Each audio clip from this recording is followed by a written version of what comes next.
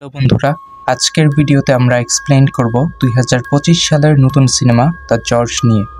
এটা একটা science fiction, action, romantic thriller. তবে অনেক বেশি স্পয়লার দেব না, চলুন শুরু করা যাক। প্রথমে আসুন সিনেমার প্রধান ক্যারেক্টার সম্পর্কে জানি। আমাদের দুটি প্রধান ক্যারেক্টার, লেভি কেইন, যার চরিত্রে অভিনয় করছেন মাইলস টেইলর, আর ড্রাসা, যার চরিত্রে অভিনয় করছেন আনিয়া টেইলর জয়। লেভি কেইন একজন প্রাক্তন মেরিন স্নাইপার, একদম কঠিন, কিন্তু তার কিছু অতীত সমস্যা রয়েছে।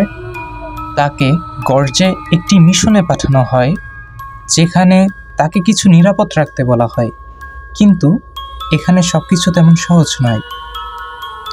ড্রাসা অন্যদিকে একজন দক্ষ অপারেটিভ লিথুয়েনিয়ান। সে একটি গোপন সংস্থার সদস্য যারা গর্জের উপর নজর রাখছে।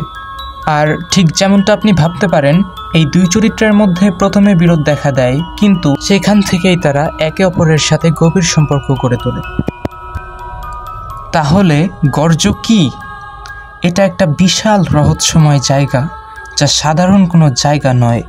এখানে চলছে এমন কিছু ভয়ঙ্কর পরীক্ষা যা জৈব অস্ত্র ও জেনেটিক মিউটেশনের সাথে সম্পর্কিত। হ্যাঁ, ব্যাপারটা বেশ টানটান। গর্জে সব ধরনের পরিবর্তিত উদ্ভিদ ও প্রাণী রয়েছে, আর এখানে ঠিক কী রয়েছে সেটা কেউ জানে না। আর এখানে আসে আসল চমক।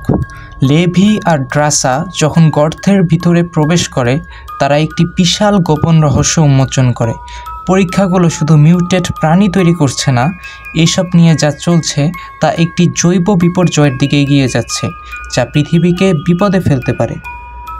আমি সব কিছুর স্পয়লার দেব না, তবে বিশ্বাস করুন, এই সিনেমার শেষটা সত্যিই একটা রোলার কোস্টার। শেষের দিকে লেভি, মাইলস টেইলর আর ড্রাসা অবশেষে গর্জ থেকে পালিয়ে যেতে সক্ষম হয়। তাদের এই ঘটনা টের পেয়ে গভর্নমেন্ট এজেন্সি তাদের সিক্রেট সার্ভিসকে পাঠায় তাদেরকে হত্যা করার জন্য। তারা দেখতে পায় নিউক্লিয়ার বোম এক্সপ্লোড হতে বেশি সময় নেই, তাই তারা ওই জায়গা থেকে স্কেপ করা শুরু করে।